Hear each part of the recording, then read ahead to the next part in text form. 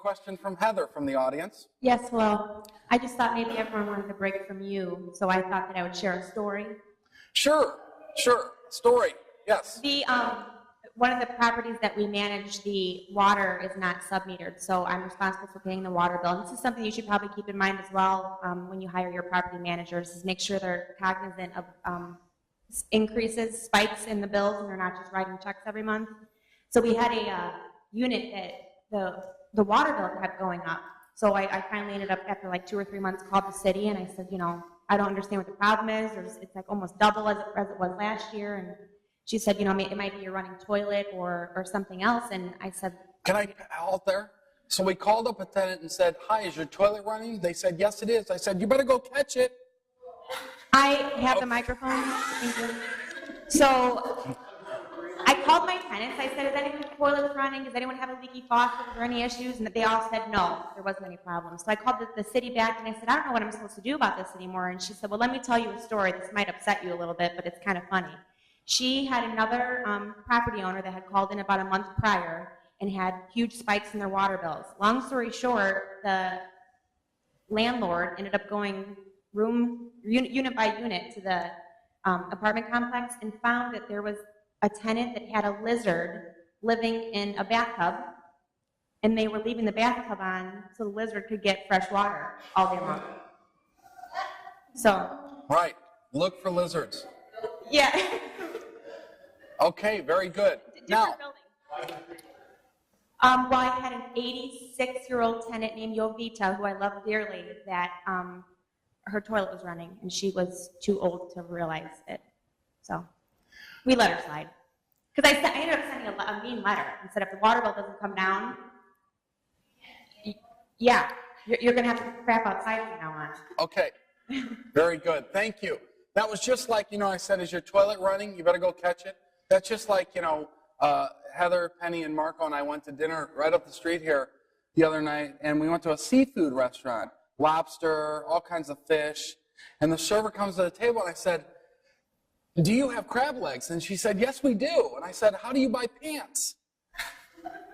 Okay, wow, I can see that worked as well as it did that night.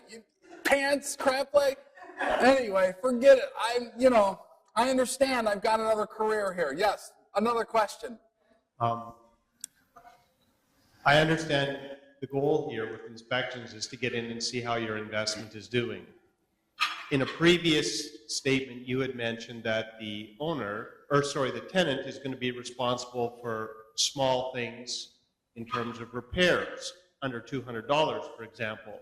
Now you say you're going to go in and change a $1 or $2 furnace filter. Yeah. So how do you reconcile that so that the tenant doesn't right away get alarmed?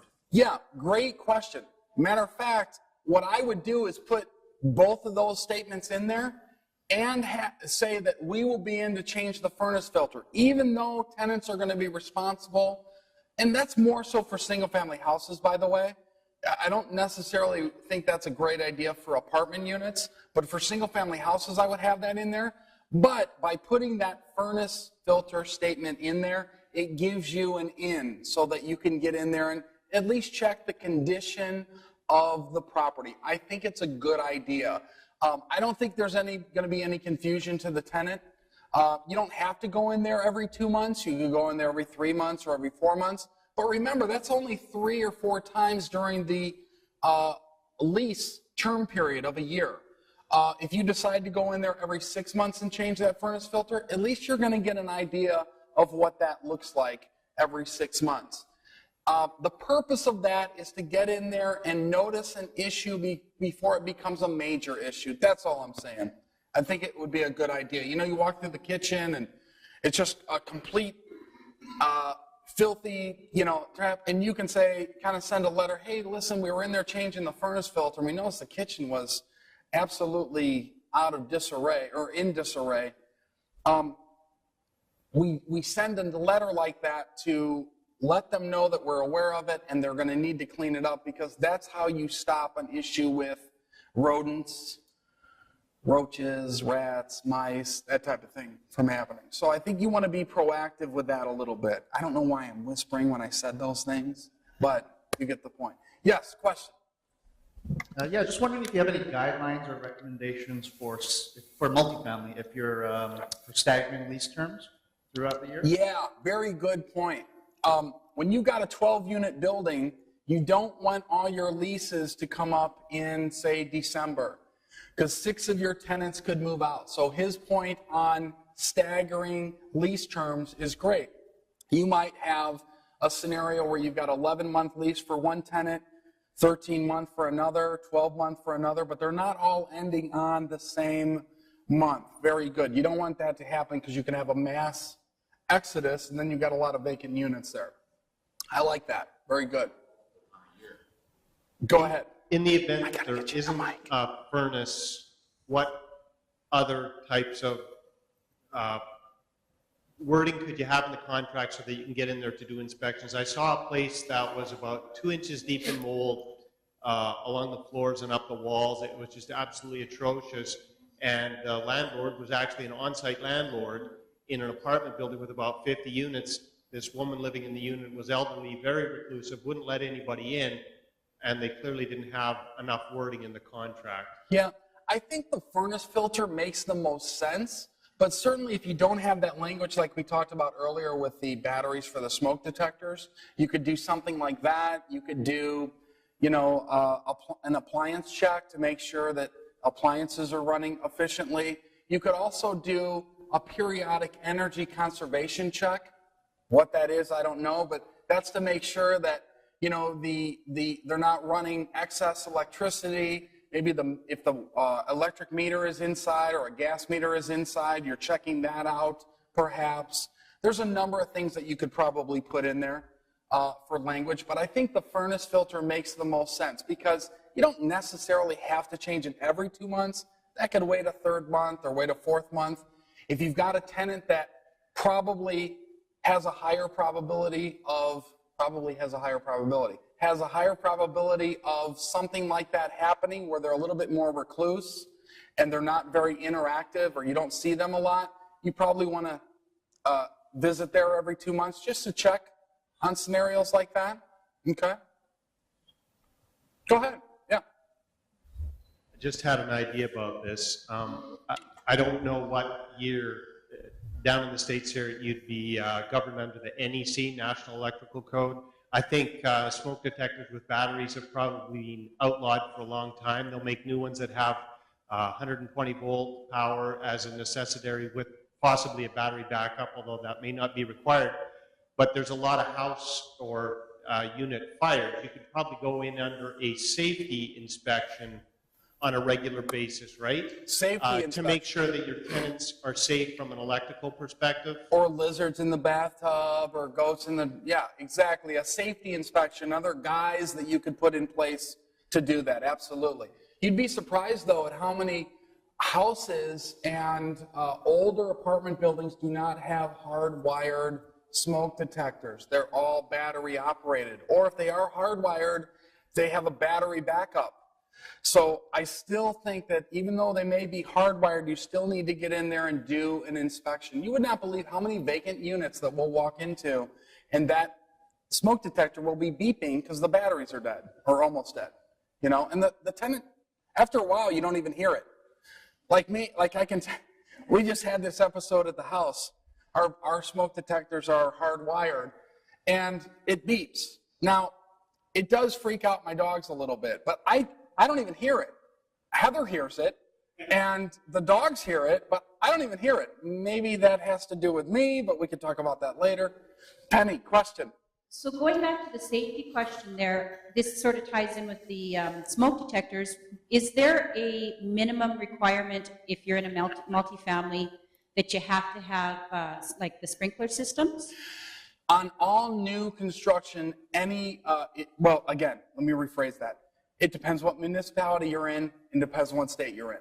But pretty much across the board, if you're building something higher than, say, 3 stories, you're going to have sprinklers in if it's new construction. In the city of Chicago, when you do any kind of remodel where you're pulling permits, there are some items like a sprinklered system in buildings that are going to need to put in. You're not grandfathered in, you have to put them in. So again, check with your municipality. It really depends where you are and if it's grandfathered in or not. If it's new construction over a certain square footage or over a certain height, you're definitely going to have to put them in. Mm-hmm. Okay, because if you remember that one multifamily that we looked at in Atlanta that was a complete rehab, he mentioned something about fires like the sprinkler system. You would have to put it in something like that because you're doing a complete overhaul, Because you're right? pulling a permit and doing a complete remodel. They're going to make you put that in, absolutely. Okay, Yep. thanks. You got it. Really good questions. I've got one more document that I want to go over with you, okay? And that is the application. We went over the property management contract. We went over the lease. Now I want to go over the application, okay? The first thing you're going to notice on here is the address, the date, the occupancy date, and the bedroom size, 2-bedroom, 3-bedroom. Now look at the personal information here. Head of household, spouse, co-applicant, who's filling out this application? I want to know the name, social security number, their home phone number, work number and cell, their email address, and their present address, where they are living, okay? How long at the present address? This is one of the things I'm going to look at. If it says 4 months, I'm going to want to know where they lived prior to that. If it says 4 months there, I'm already raising a red flag. What's happening with this tenant that they're moving so much? Who is their landlord or mortgage company? Now, a lot of times you might have somebody that has been living with their family or living with their parents, and they'll put the landlord as, you know, one of their parents. I still call whoever that is. You would not believe how many times a parent will give a child a bad reference. I'm serious. You would think that this would be a walk in the park for a reference. Wrong-o, wrong-o, call it. Marital status, single, married, widowed, divorced. Okay? That's about the only thing that you can ask about familial status. You can't ask about children. I know that sounds crazy, but that's about the only thing you can ask. And the reason they tie that in is because of financial assets. Are you married? And that would mean your financial assets are tied to somebody else. But when you're asking those questions on a reason of bias, you can't do it, okay? So I want to make sure I point that out. I know some of you are saying, but you said, that's correct. Here's the other thing. In case of emergency, who do we call? You'd be surprised at how many times I had to use this. I'm going to tell you a story here in a quick second after this question. Yes?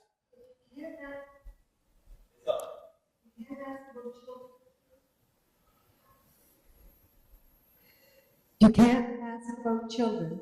How do you know if they exceed the 2, 3, or 5 people rule per 2 or 3 or 1 bedroom? Yeah, you're gonna on the lease, you're gonna list who is living in the unit. When I talk about familial status, what the Fair Housing Act is discussing is you can't steer anybody to or away from a property because they have or don't have children. That's what that Fair Housing Act is stating. The application and the lease is asking about people that reside in the units, including children, because for health and safety reasons and for keeping track of the number of people in that unit. That's the difference. Does that make sense? Yes, but what if they have 5 children and it exceeds? Well, at 5 children, you wouldn't be giving them a 2-bedroom apartment. We wouldn't have any apartments that would be available for them. They would put it on the application.